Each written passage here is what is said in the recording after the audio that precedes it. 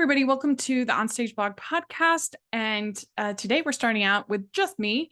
I'm Rachel Wagner, a theater critic, and I had the opportunity to see Tick, Tick, Boom at the Kennedy Center in Washington, D.C. this last weekend. I went with my sister. We had such a good time, and I love this show. You'll see we talk about the movie, but this was the first time that I got to see it live on stage, and it was such an amazing experience. I thought director Neil Patrick Harris did an incredible job of staging the musical, keeping it like small and intimate in feel. And the show was extremely well cast. Really loved Brandon Ernowitz. He was excellent as Jonathan.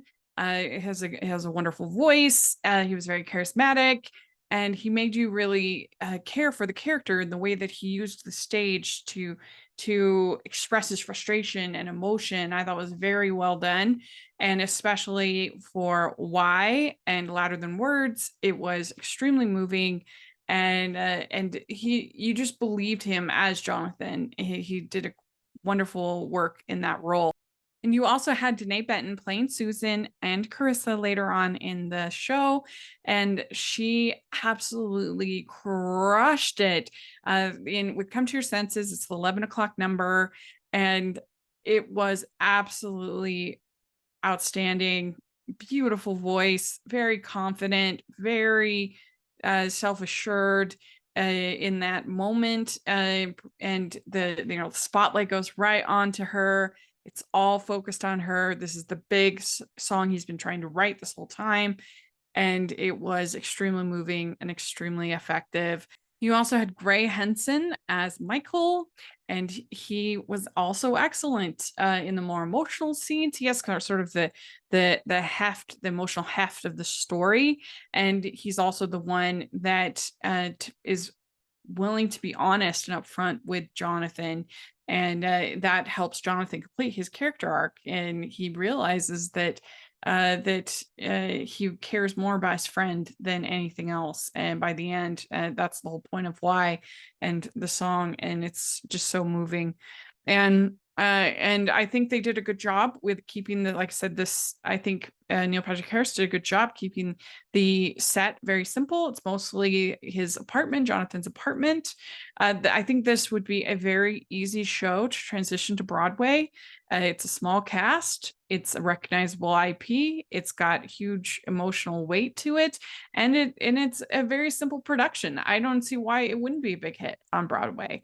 But I certainly loved this production. I love the songs. I love the whole message about creators and the journey of being a creator. And I've never seen anything that speaks to it in such a beautiful, eloquent way as this movie and as this musical does. And that's why I wanted to fly all the way to Washington, D.C. to see it, because it's not performed that much, and I think it should be. And I just loved getting a chance to see it at the Kennedy Center, and getting a chance to see this incredible cast in this beautiful show. We thought it would be fun to not only share my thoughts of the show that I got to see, the production, but we thought it would be fun to talk as a podcast about the movie Tick, Tick, Boom. And so for that portion of the episode, I am joined by my friends. Greg Ehrhardt is here. Yes, hello. And Chris Peterson is here. Hello, as always. Yes. So this is, it's always fun to get a chance to talk about a musical, a movie. We talked about our favorite date movies last time, musical movies. We talked about our favorite date stage productions and movies last time. So maybe we will see if Tick, Tick, Boom qualifies in that discussion. But was this the first time that you saw the movie? And I guess what was your overall sort of base response? What do you think, Greg? Yeah, so this was my second time watching it. And the first time I watched it, to be transparent, I did not watch, I only saw the first hour of it. Something got in the way. I had to turn it off and attend to something family related. And I just never had the chance to get back to it. So this is my first time seeing it from start to finish, and it's really an exhilarating movie musical, and kind of the movie musical that's sort of the anthem for kind of 21st century, you know, I don't know what generation we're going to call this, but 25 and under, like just sort of a lot of the angst about sort of what am I doing with my life? You know, what's the purpose of this? I have these big dreams, I have these big goals, but real life is sort of getting in my way. It has a real specific feel to the day we're living in, and it's unique in that way, but really has a great energy as a result of it. Never mind getting into the real aspects of Jonathan Larson's story, and what he had to overcome, to get himself into Broadway and Rent and all that. Mm-hmm. So Yeah. it's really it just has great energy from start to finish. A wonderful performance from Andrew Garfield, and really, I think I'll save my thoughts about the soundtrack later, but overall, just a really fun, unique, catchy soundtrack. Mm-hmm. Well, what did you think, Chris? Oh my gosh. Well, first of all, I've seen this movie at least 5 times. And I know there's a running joke out there about me saying like, oh, I've seen this a dozen times or 50 times or 100 times. I've seen it 5 times. And I enjoyed every single time. It's a movie that I discover something new about each time. And I walk away like with this huge thought that I was like, oh, I didn't think of this before. But what I love most about this movie is I feel it's an artist's movie. It's a creator's movie. It's someone if you've ever participated in any type of creative process, you see so much of yourself in this piece. And there's just so much to take away. But yeah, no, the performances to the arrangements of the music. I've listened to this cast recording with Raul Esparza and a lot of people from back in the day, and many, many times. But to me, the sound of this movie is incredible. I'm sure we're definitely going to get into that later on. But yeah, no, love it, love it, love it.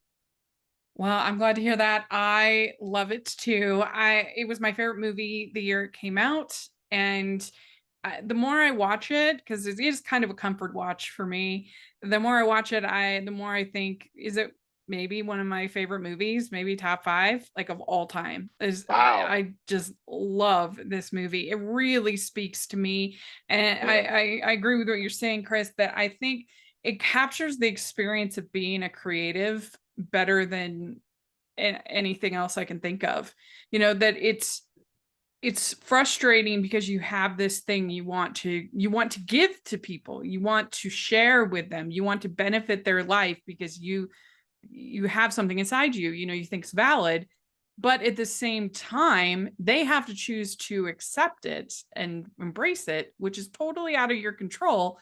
And that's like the frustrating part. And I think that it captures that experience so well, and just the grind. And I do think that it is made even more poignant by the fact of Jonathan's story, and that he finally was embraced and he was able to have this huge success, and he dies the day before. I mean, it's just unbelievable. And I think that does add sort of a dramatic irony to it all, and if you think, especially if you think about with Lin-Manuel Miranda directing this, and Hamilton, the big theme is using the time that we have, right? Like you're running out of time. That's a big theme in Hamilton. And that's a big theme here too, that he didn't know it, but he was running out of time. Yeah, it's funny you bring up Hamilton, because when I was watching it, I was actually kind of thinking this is sort of a modern day retelling of 1776. Obviously, this isn't a political story, but John Adams had a lot of similarities to Jonathan Larson in this story, in terms of having a vision. Like, he saw the end line, and he had unique gifts, but he just couldn't get. But like, other people were getting in his way, life was getting in his way, and it was just, the entire play is a struggle for him to climb that mountain, climb that mountain, climb that mountain. He fell a couple of times, and it's a great retelling of that. Obviously, it's its own story, but just it's a great modern retelling of that journey. To sort of, how do you deal with the vision that overtakes you, but yet you still have to deal with the realities to execute it. Yeah. And it starts, just from the very beginning. He says at a certain point, you go from being a composer who's waiting tables to being a waiter with a musical hobby. It's like, oh. And I mean, I think anybody can relate to that. I know I can. Is reviewing theater and film, is that my hobby, or is it like a real career? There's times when I feel like, oh, it's really, I'm making real progress, things are happening, it's so exciting. And then other times when it's just like, this is a joke, what am I doing? And so that's the spirit of this movie, that like, that's the moments when I'm like, I gotta go watch Tick, Tick, Boom. Yeah, I mean, I know, Chris, you sort of faced that early in your career with OnStage Blog. A lot of people are just calling, oh, you're just a blogger, right? I mean, that's something that you heard a bunch of times, and I think, right, right. I And mean, after so, everything that OnStage Blog has done, I still hear that. But yeah, no, it's one of those things where as you watch this, it's there's a scene later in the movie that Judith Light plays his agent, which, by the way, hilarious casting as Judith Light in this. But he basically says, what am I supposed to do now? And she just basically says, you just keep writing, and then you finish that one, you go into the next one, and you go into the next one, and that is, for a writer, if I dare call myself one, that is what we do. It's just you have one hit or a miss, and you just have to kind of keep going. And that's part of the lesson of this movie. And yeah. And I've heard a lot of people that have said, oh, he's too much of a narcissist, he's too much.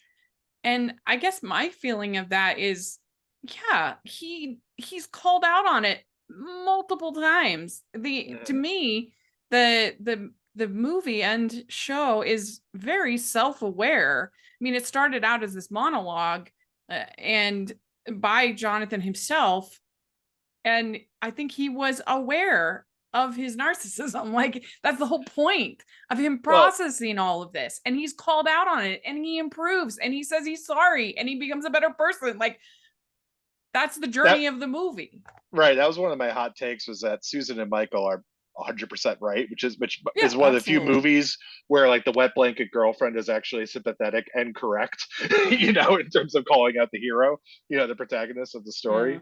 Michael as well, but to your point, what you said is that it's totally fair, and he takes that and improves upon it, versus saying, oh, you're wrong, you don't understand me, I'm a hero, I am the hero of the story, not only my story but your story too.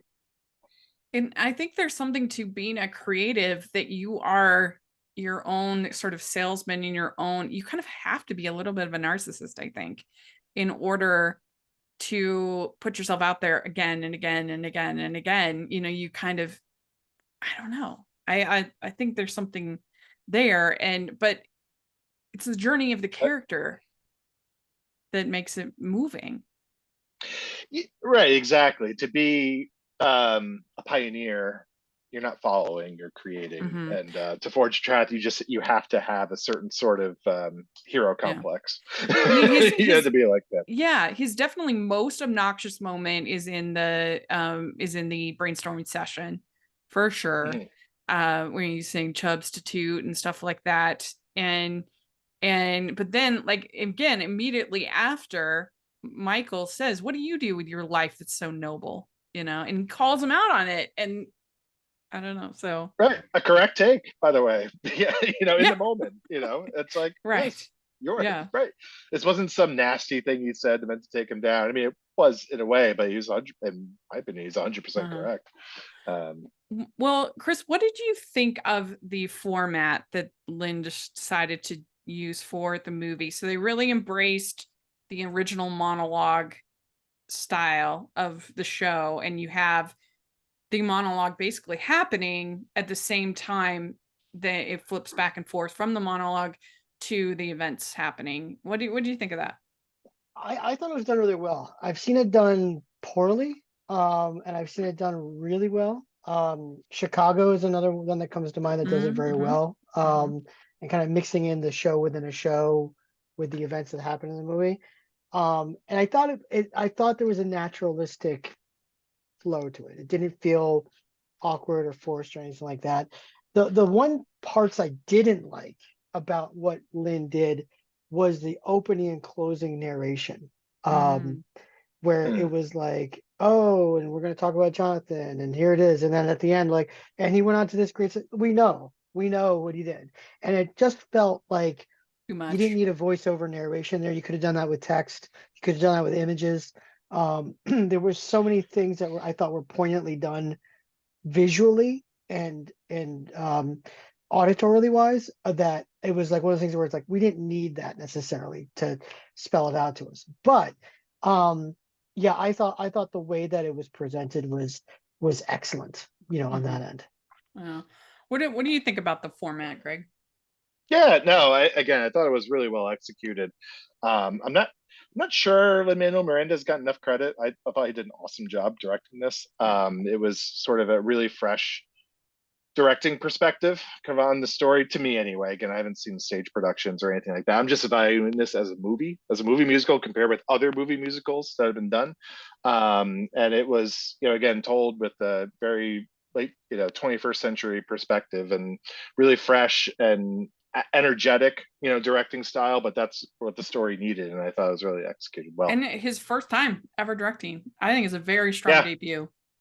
Yeah, I agree. Yeah, and I think what's important about Lin, because we're on a first name basis, obviously, me and Lin, but like, what I've always respected about him is that when he is passionate, when he loves what he's working on or what he's involved with, you see that in what the final product is, whether it's Hamilton, in the Heights, in Kanto, Moana, and now this, you can see that there's a love and affection for Jonathan Larson, his story, his journey. And I think what's interesting is that you have a lot of, I think the reason why Lin is so attracted to this story is because he sees a lot of that in himself. There were scenes that, he included that were actually not necessarily Jonathan, but Lin. So there's a scene where you see Jonathan lying on a bed playing his keyboard next to him. He doesn't know if Jonathan did that. That's something that Lin did in his bedroom. Would play the keyboard with one hand while lying on it. And I think what's also important to note about this movie too is that you really, in a sense, have three of what I call the game changers of musical theater, the 21st century, all a part of the same project. You have Jonathan Larson, who obviously created this momentous shift in the mid-90s with how musical theater could be done. Obviously, you have a reverence and inclusion of Sondheim, who did it for his generation back in the 60s and 70s. And then it's being directed by Lin-Manuel Miranda, who did it for the latest generation. Good point. Yeah. So you've got this like coming together of all these icons in a way that have transformed musical theater in momentous ways. No disrespect to the Jerry Hermans and the Andrew Lloyd Webbers of the world, but like those guys just did what like a lot is similar. They didn't cause these generational shifts in how we look at music. So to really, when you look at it from that perspective, it's really interesting to see these three titans in kind of the same project together. That's true. That's a good point.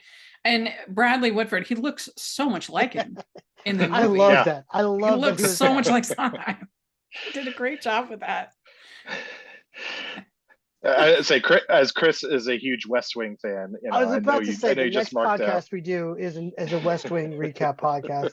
I was tickled to see him in it. I mean, and to your point, Rachel, I mean, if you're a theater person that knows like 50% of what modern musical theater history is, like you will nerd out with all the cameos, all the people that are in this movie. The Sunday diner scene might as well be the Avengers portal scene for musical theater kids. Yes. Like the fact is, like you see a bunch of like really important people like Andre DeShields, and I won't lie, I got a little choked up when I saw Cheetah Rivera there for a moment. I was like, oh, Cheetah.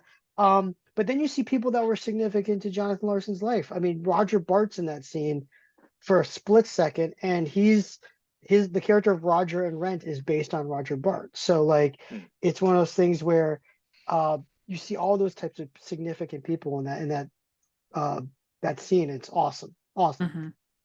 Yeah, I have it written down. There's Andre DeShields, B.B. Newworth, Beth Malone, Brian Stokes Mitchell, Cheetah Rivera, Chuck Cooper, Howard McGillen, Joel Gray, Renee Elise Goldsberry, Philippa Sue, Felicia Rashad, Bernadette Peters, Adam Pascal, Daphne Rubin Vega, and Wilson Germain Heredia.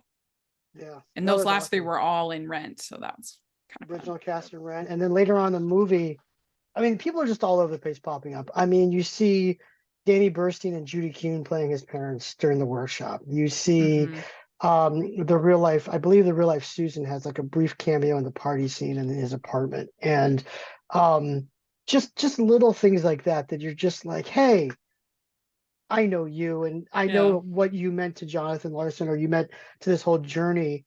And it's awesome that you're in this. But and it's really inspirational to see Stephen Sondheim in this movie because it makes you want to try to encourage others, find people in your sphere of influence that you can encourage, and obviously someone like him encouraging means more than someone like me. But I don't know, it's just so cool that he took time out of his extremely busy life to like nurture talent. And I hope that that's still happening. I mean, I hope people like Lin are doing that. And I hope they are. Yeah, that was one of my big takeaways as well. Just be kind to the next generation. Don't view them as a threat. You view them as, the next generation. The arts needs the next generation. Whatever profession you're in, they need them. It's not your job to be the hero for as many generations as possible. Yeah. Well, I have an interesting question. This might be maybe some hot takes. If you had to pick Rent versus Tick, Tick, Boom, which would you pick? Ooh. Now, you haven't seen the stage, but I know for me, I would definitely pick Tick, Tick, Boom because I have that more of a personal connection with it as far as the message and everything. But obviously it's certainly, this movie is far better than the Rent movie, but I have to defer to Chris because I haven't seen Rent on stage or on screen. Oh, okay. So. How dare you be on this podcast then? No. The Rent movie isn't very good, unfortunately. No, the movie, we'll throw the movie out in the garbage because we all know it's terrible. But like, I think what's interesting is that Rent is it's a good score. It's a great score. The show, when it's staged live, has some really amazing singular moments. But when you look at it, when you watch it from start to finish on stage, it's just one of those like, oh, okay, that's not how I thought. That's not how I envisioned it when I listened to the cast album or things like that. And oftentimes I feel like if you just sit and listen to the cast recording, it's actually a better experience than seeing the live show. However, I think Tick, Tick, Boom is a more complex and interesting score. I think it's more daring. I think it has pieces that don't normally fit into certain types of musical theater tropes, so to speak, and so therefore I feel it's a little bit more bold. But then I think the highs of Tick, Tick, Boom are higher than anything that you see in Rent on that end. So I agree. I think Rent has huge heart, and so I think it overcomes any modern flaws we might have with it. But and it has some great bops for sure. But this just speaks to me on a different level, and I do think because it's telling Jonathan's story, it just matters more. It's more moving in the end. How many people get to write their own story like this in this way? It's so unusual to get to do that, but that's what he did. Real quick, to go back to your point earlier about nurturing the next generation, I have to mention, the Jonathan Larson Fellowship that came out of this wonderful donation system and really providing grant support for upcoming and aspiring songwriters and composers. But a couple people that have won that fellowship that really have kind of followed in his footsteps are people like Janine Tesori, who did Fun Home and Violet and all these other things. I believe Jason Robert Brown also has some great ties to Jonathan Larson as well. Adam Gattell. So you see this, it's interesting. Like, people always ask, like, okay, when Jonathan Larson sadly passed away, who picked up the torch and carried it through? No one really did, to be quite honest with you. But you saw a group of people, this almost like this college class of composers come out that now are kind of ruling Broadway, that really have to show what Jonathan Larson did with Rent and Tick, Tick, Boom and Suburbia as that inspiration. So yeah. Yeah, it's interesting. At the beginning of the movie, Jonathan says that Susan is a real artist. She doesn't care if she's in front of 5 or 5,000 people. And that is definitely giving the implication that he does care.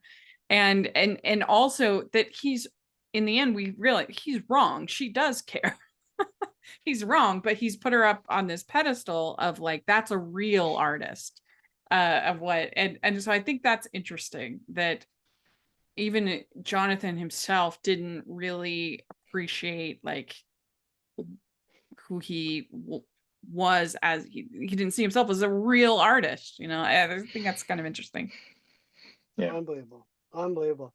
Yeah. All right. Well, did you want to get into our categories for Tick Tick Boom? Yeah, let's do it. Yeah. So let's just do a quick little lead in. So we did OnStage Blog did a movie musical shakedown podcast that spanned, Chris, 60 episodes, something like that. Oh, yeah, and we were worried we were going to run out of episodes, but so we're bringing it back for this OnStage Blog Theatre Podcast. And so obviously the first one we're doing is Tick Tick Boom. And we're doing several categories, which we're going to give our answers to for each of the categories, such as our favorite song, the role you'd recast, a whole bunch of others we'll get to shortly. And that's what that's the remainder of this podcast is going to be: the Tick Tick Boom movie musical shakedown. Yeah, absolutely. And sorry, because I'm just, again, for theater nerds out there, other winners of the Jonathan Larson grant, by the way, it's a proper name, not fellowship grant. Guys by the name of Pasek and Paul that we all know from Dear Evan Hansen, Joe Iconis from Be More Chill, Maddie Sklar, who just did The Prom. So again, whole generation of amazing composers there. But I didn't know that. Cool. Right? Crazy cool trivia. But these are all people that are supported by the work of Jonathan Larson. So, all right, well, let's get into this. So the first question I'm going to ask both of you, the first category, and this is going to be a tough one. What is your favorite number? So let's say you turn this on and you're skipping right to a certain song. Let me start with you, Rachel. What are you skipping to? What is your favorite number in this entire movie? I feel like it's an easy answer, but I gotta go with Come to Your Senses. I think it's the like 11 o'clock number of the show, and it's such a beautiful song, and so that one's probably my favorite. Good choice, Greg. I have I'm going to give, my answer is Johnny Can't Decide. For some reason I'm just really attracted to that song. I love the way they mix in the different singers, and just wonderful lyrics, really works in the movie. The song I most admire is Therapy. It's just an incredible achievement considering what the subject matter is and how goofy it sounds without the visuals, but it totally works in the movie. But that's Therapy is the song I most admire, but the one song I'm jumping to and is on my permanent rotation of, top 30 songs that I'm listening to a lot right now is still Johnny Can't Decide. I mean, no wrong answer here. I mean, both are excellent choices. And I'm not saying this for variety's sake, but I'm going to Why towards the end of the film, where it's just Andrew at the piano by himself singing. It was at that moment. Now, granted, like, he's incredible throughout the entire movie, and we'll get to him and we'll talk about him, I'm sure, at great length. But it was at that scene during Why where I'm like, not only will he get an Oscar nomination for this, but I believe he should win an Oscar for this movie. Like, that scene alone was like, yep, that's it. Give him the trophy now. That's it. He should have won over Will Smith, that's for sure. No disagreement there. It was just one of those things where I was like, there's moments like, not to segue, but like, when you're watching Inglourious Bastards and that first scene with Christoph Waltz comes on, and you just immediately know this guy's going to win the Oscar that year because of just how good he is in that moment. Why was that moment for me where I was like, oh my God, like look at where he's going with his performance. And that's why that's a huge standout for me. So, but yeah, no wrong answer here because they're all amazing numbers. All right, so this one's going to be a little tough. And you can't cheat by saying that, well, I picked the song, one of the songs that actually got cut from the movie. Of all the songs that were left in the movie, which one would you cut if you had to cut one? And you have to cut one. I'll go first. For me, it's No More. Yeah. This was good choreography, kind of fun to watch. Song wise, it's a little much of a lot of things. There's a lot going on in the song. It's just a little much, and honestly, for me, a little annoying. Not every song I'd want to just pop on Spotify and just jam to it. So that'd be the song I'd cut. I'm not even sure I'm not even sure you need the song in the movie anyway. I get it. I get why they did it, but you could cut that song and not lose a thing like in the movie, because most of their songs have a purpose to it as far as storytelling goes, as well as being a good song. Rachel, how about you? Yeah, I agree. Either No More or Swimming. I think those are the two scenes you could probably have cut those out, but they're fun enough. They're fun enough. No wrong answer. And please let me know if this doesn't count. But I'm gonna cut the end credit version of "Come to Your Senses." Doesn't count. No, doesn't but count? Has to be before the end credits. All right, but real 2 seconds on that. Terrible decision, number one, to have that be the closing credit sequence. And whoever thought, like, let's do the Disney Renaissance Aladdin version of "Come to Your Senses" when like vastly That's inferior, rendition to what we saw in the movie. Anyway, Yeah. Yeah, Greg, I'm with you. I think No More is probably the one number I'm going to go with, because again, like, I think what you're trying to explain in that scene, you can just do with dialogue and have a really powerful scene, as opposed to this overarching sequence on that end. Yeah, there you go. Okay, let's get into this. All right, now we're going to get into the nitty gritty. All right. If you're giving out an Oscar for this movie in any category whatsoever, any category, who are you giving it to? Rachel, why don't you start? Any category, I'd give it Best Picture. It was my favorite movie that year. I think you go. It's So the best. Who gets the Oscar? The Best Picture. Yeah, You're going for the Grand Slam. I love it. Yeah. Greg, how about you? For me, it's easy. It's Andrew Garfield. Yeah. I mean, it's. I have to look at, like, I don't know if Will Smith should have won. I had to see the other three choices. I forget who was also nominated, but he gave an Oscar-worthy performance. He was fantastic from start to finish. Yeah, and he had to carry that movie, like most leading roles, but he had to carry it in a much bigger way than most other actors would. Yeah, I think Benedict Cumberbatch was nominated. I think Benedict Cumberbatch. Oh, was that Power of the Dog? Was that the Power of the Dog year? Yeah. Oh, God. I couldn't. I fell asleep during that movie. Yeah. God. Yeah. But it was. I wish he. Again, I can't say for certain he should have won, but I wish he won, because that was a one of one. I can't imagine anybody else doing what he did. Agreed. It was to Greg and Rachel. It was a weird Oscar year. I mean, Will Smith, slapped the crap out of Chris Rock and then won the Oscar 10 minutes later. Benedict Cumberbatch, you're right, for The Power of the Dog. Denzel Washington for The Tragedy of Macbeth, and then Javier Bardem for Being the Ricardos. I would love. I've been secretly hoping for years that someday there's this movement to like release and make transparent what the Oscar voting tallies were. Yeah. Because I am convinced that if Will Smith beat out Andrew Garfield for Best Actor, he beat him out by one vote, or like single digits, or enough to trigger an automatic recount. Because I would love to know that too. Yeah. And I've seen King Richard, and don't get me wrong, Will Smith is great in that movie.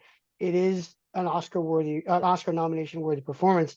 But when you put the two up against each other, it's not even close. And it just was such a disappointment. And also when you take into account that Andrew Garfield has never sang before. He's not a singer. Like it was one of those things you never know that. It was one of those career wins. Will Smith had been nominated before. He was like before he slapped, he was like a fixture. Everybody loved him.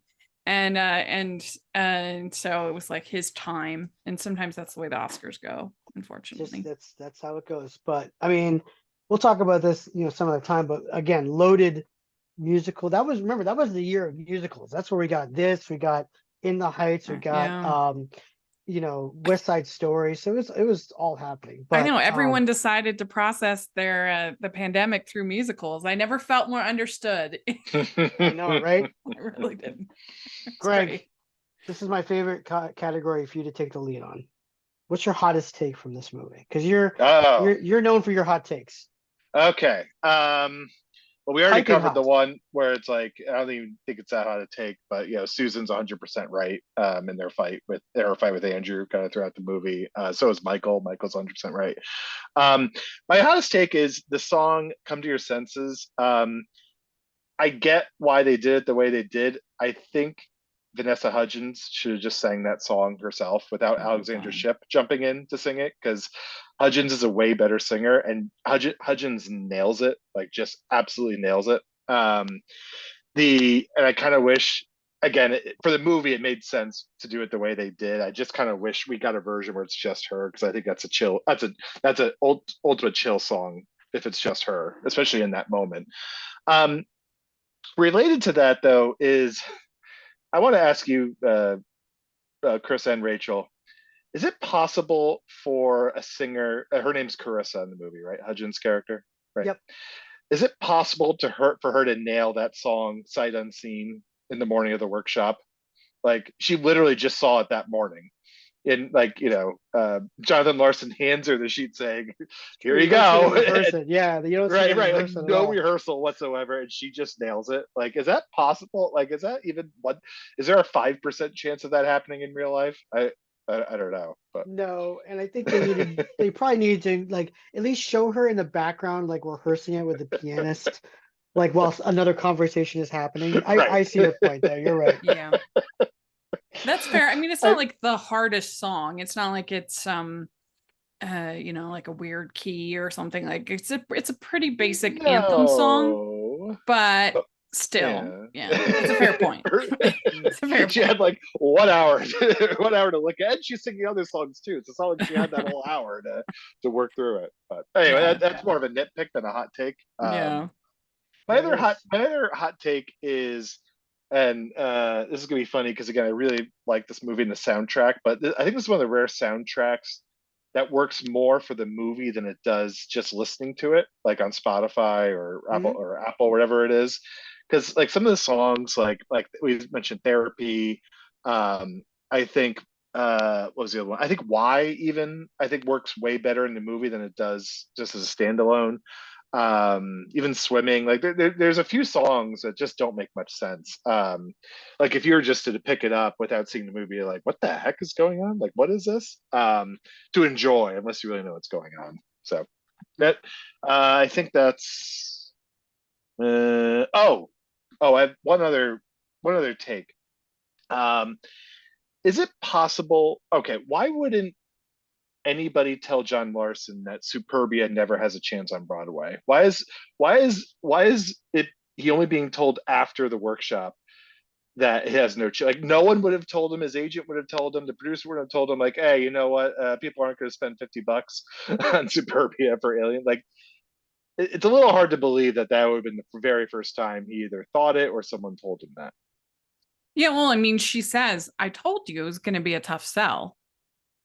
That when she calls at the end, the agent, that it's too expensive for off Broadway and it's too niche for Broadway, and so there probably were those conversations, but yeah, the very least he's heartbroken. Like he was not expecting that at all. I'm like, no one had a heart to heart with him before that, or Fred something saying, hey, look, why don't you try something a little safer? At the very least, like most creatives have like multiple projects that they're working on at the same time, that they're doing. And so that he would only have this one. I mean, I guess if I was going to have a hot take, it's just that Superbia sounds absolutely terrible. It sounds like a horrible show. So I'm not surprised that it's never been mounted by anybody, that it sounds really bad. And there's that. Also, there are some, if I'm going to nitpick, there's some sloppy moments in the filmmaking. There's a green screen that looks terrible. There's some other moments where, you can feel the budget a little bit, but I don't really care about that. Interesting. But it's Chris. Well, Greg, going back to your point real quick, Yeah, with these workshops, I mean, for those of people that, might not know about the industry, about a dozen of these things happen every week. And so, and I think when they set it up in the movie, it was very realistic in terms of how these things come together. So like to when Judith like later on says like you're just throwing stuff against the wall, that's what a lot of these workshops are, is that they're just throwing stuff against the wall, see if how people react, and then hey, let's see if we can build it there. And I've seen a lot of times where you come out of these workshops and all the buzz starts like, oh my God, they just had this workshop for this and it's going to win the Tony, it's going to do all this, and then you never hear from it again. There's a musical called The Fortress of Solitude that was by Michael Friedman that had that exact situation happen. They did the workshop, everybody came out saying like this is going to be the show, and it's never been brought to Broadway. So it's an interesting how these things come together. Anyway, here's my hottest take, and I've thought about this long and hard. When you look at if you look at Jonathan Larson's life and story, the Tick Tick Boom era of his life is not nearly as interesting as the Rent portion of his life, and therefore, I say this with cautionary, like I don't want people to misconstrue. There are compelling moments in this movie, but there's nothing compelling about the overall story of the movie. It's all about a guy trying to create a musical theater workshop that in the end, like your typical music, movies, like alienates his friends and family and partners and things like that with his clear-cut obsession. It just hits a lot of tropes. It's nothing that it doesn't break any ground in terms of storytelling. It's very cliched, not by any fault of Jonathan Larson's, because that's actually his life story, but it's one of those things where it's just there's not this compelling, like, oh my God, what a twist, or what an amazing thing. Now, I should say that Anthony Rapp has written a biography about the making of Rent, the behind the scenes of all of that. That to me, that's almost like I want a sequel. Like give me Andrew Garfield starring in a sequel about the making of Rent. I'm in 100% because I know a lot of that story. So that may happen. So that's my hot take, is that this is not necessarily a compelling, interesting overall arching plot of a movie. And now I get the tomatoes thrown at me. This is where the backlash begins. How dare you? All right. We're going to give out some trophies now. Okay. All right. Rachel, I'm going to start with you. Who is the best singer in this movie? Who gets that? The Julie Andrews Award. Like a lead, not the cameos. None of the well, actually, no. Anybody who sings a note in this movie is eligible for this award. Well, I'll say of the leads because it's too hard. The best singer of I think Joshua Henry is probably the best singer out of the leads. There it is. All right, Greg, who gets your Julie Andrews Award? I went with Hudgens again. I really thought she killed it. That was the best she's ever sang. And every time, because again, I was watching this with really fresh eyes, and every time I saw she's in a song, I got excited because I was just like, oh, can't wait to hear her sing again. That kind of thing. So I give it to her. Yeah, she's a pro. I actually also gave it to Joshua Henry because he's incredible. I mean, he's one of the best full-throated vocalists that we have on Broadway right now. Incredible baritone, and he's amazing in this, especially at the end with Louder Than Words. I mean, he just goes off, which I love. And with all of our musical movie shakedowns, we always end with ranking certain factors of the film that really truly make an outstanding movie musical. So those, of course, are singing, dancing, and design.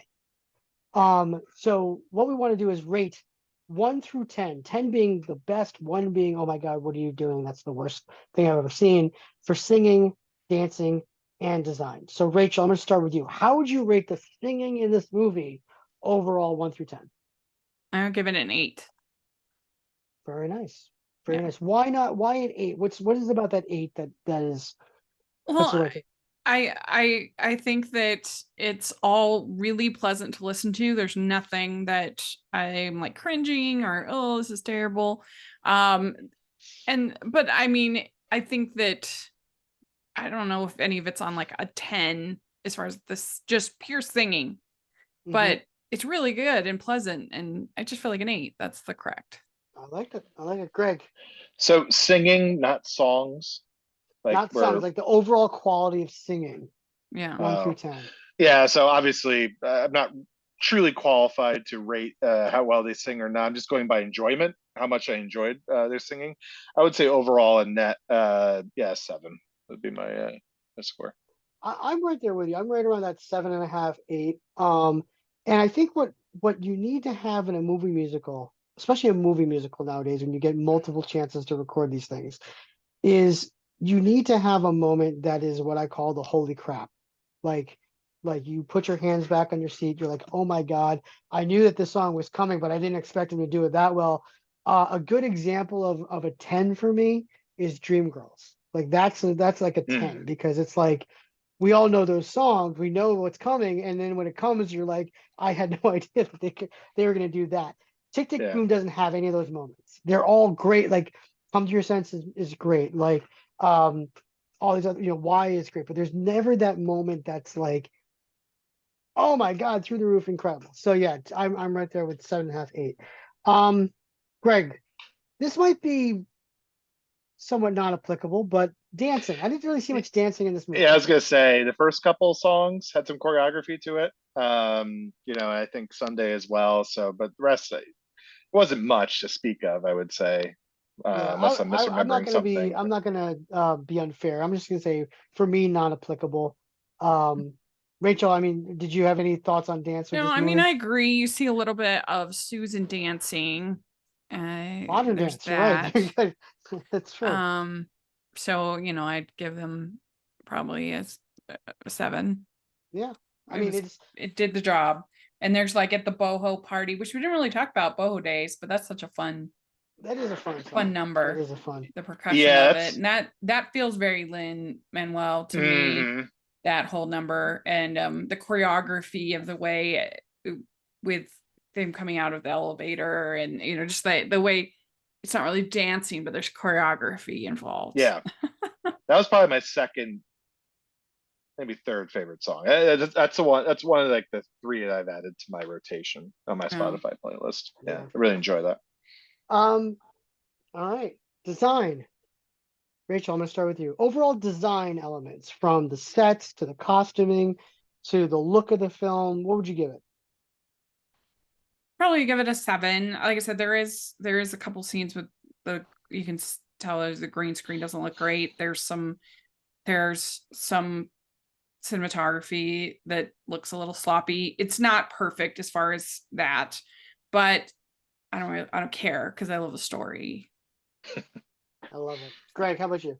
Yeah, I agree. Nothing particularly stood out in the set design, but it did the job, as functional, and nothing detracted from anything they were trying to do. So 7. Yeah, I mean, I'm gonna give it an 8. Rachel, I feel like I know exactly what moments you're talking about with the green screen stuff. And it's weird because I think they had Netflix money to make this, so it's like not an infinite pile of cash, but like you could have spent a couple $100,000 more. Yeah, and Netflix 2021 money too. Yeah, really good Netflix money. Yeah. Yeah. But what I did love is I saw the behind the scenes featurette on the making of Sunday, and how they actually had the diner wall practically come down, and like, all that behind it was blue screen and green screen, but there were certain scenic elements that I just really was like, yes. And even though I felt like this movie didn't truly capture quote unquote the 90s very well, like Jonathan's apartment and other scenic elements that I just really liked, and then obviously the stuff they did in the pool was cool, just all that stuff. So yeah, I'm right there with an 8 on that end. So awesome. All right, well, final verdict time. Rachel, I'm gonna ask you, who wins this movie? Who walks out of this movie, I'm the big winner? I'm the big winner. After watching it, no, just kidding. No, I think the big winner is it's either Lin-Manuel or Andrew Garfield are the winners. So if I had to pick, I'd say Andrew Garfield was the winner. I mean, He's so great in it. And I wasn't a huge fan of him as Spider-Man. So this was the first one to really, I loved him. Yeah. Yeah. Greg, how about you? Who wins this movie? I think it's Andrew Garfield. I do think there's an interesting dark horse case for Lin-Manuel Miranda because again, I really think he did an exceptional job, and I'm really not sure what, like, if he was not available and we got to pick. I'm not sure who would be there that could do the story justice the way he did, or at least the way he did it. There's some unconventional things he did that I think pretty much all worked. From a directing point of view, but I do think it's Andrew Garfield. You walk away from saying, "Oh my gosh, that guy! I want that guy in my next movie." Doing something. Yeah. I am gonna say Lin-Manuel Miranda walks is the winner because again, how do I say this kind? This is the least self-indulgent thing that Lin-Manuel has done. There is, and I say that in the kindest of words.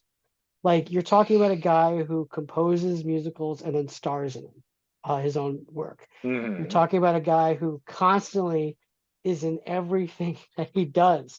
Well, he was a chef. All right, he was a chef in this movie. And except for Moana. Oh, he sings in Moana, like one of that song "Away Away," where like, he's the vocalist on that, and it's like there are certain things that you almost like he does vocals in Vivo, he does vocals in Encanto, he does so it's like you want him to just be like, hey, like, you don't have to do everything and you don't have to be in everything, you don't have to make it all about you.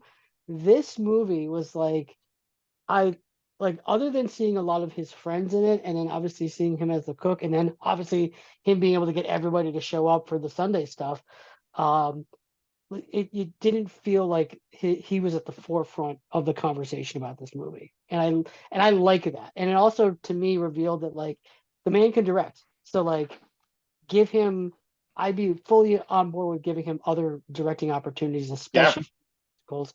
That was my big takeaway as well, that he should not be a one-time director. I hope he gets more projects.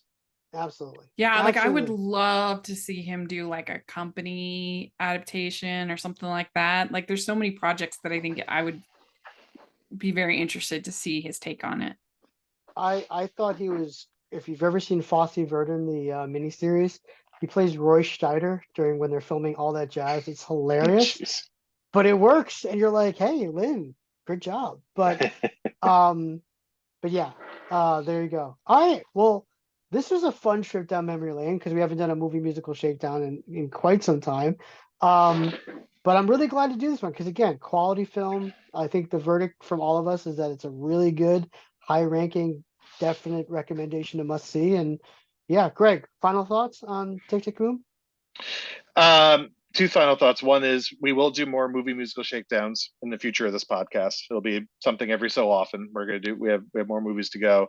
And two is the biggest laugh out loud moment for me in this movie was the line about I wrote it down just so. Oh yeah, tourists aren't going to shell out $50 for spaceships and robots, mainly because Broadway shows used to cost $50 for tickets. Those were the days. Right. I'm literally looking at Broadway show tickets now and everything's like $170 just for like nosebleeds. And I'm just like, oh my God, if only there were $50 right now. But that was my big, I was like, oh yeah, this takes place in the 90s. So it makes sense. Early 90s. Rachel, final thoughts. Well, it's just nice when you see something that you feel understood by art. And this is what this movie did for me and does for me, and so I always love it, and I loved getting a chance to see it on the stage, and I really hope that they take that to Broadway. I think it has huge potential, that production, and so it was a wonderful. It's just it's a show that will always have a special place in my heart, and movie as well. But make sure that y'all, if you are listening, if you can like this video, if you are watching it on YouTube, please like the video And if you were listening on iTunes, please leave your ratings and reviews. That really is helping us a lot because we're trying to get this off the ground. So we would really appreciate it. And you can find me at Rachel's Reviews all over social media. And I have Rachel's Reviews theater.com. And also you can read my review for Tick, Tick, Boom at Kennedy Center at Utah Theater Bloggers. So check that out.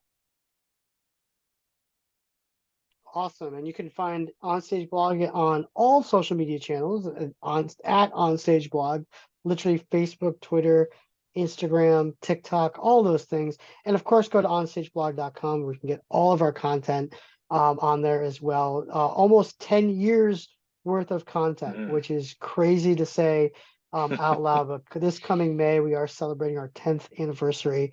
So for all those who said, you're just a blogger, you'll never make it, haha. We're now 10 years old. So there you go. There you go. Greg, where can people find you on the socials? Sure. Yeah, I tweet about movies at On-Screen Blog. I write about it. Write about movies as well as On-Screen Blog and OnStage Blog, and I write newsletter every other week for the OnStage Blog newsletter, which you can subscribe to on onstageblog.com. Well, thanks so much, everybody. And let us know your thoughts about Tick, Tick, Boom. We'd love to hear in the comments or on Twitter. And thanks, everybody. We'll talk to you later. Bye.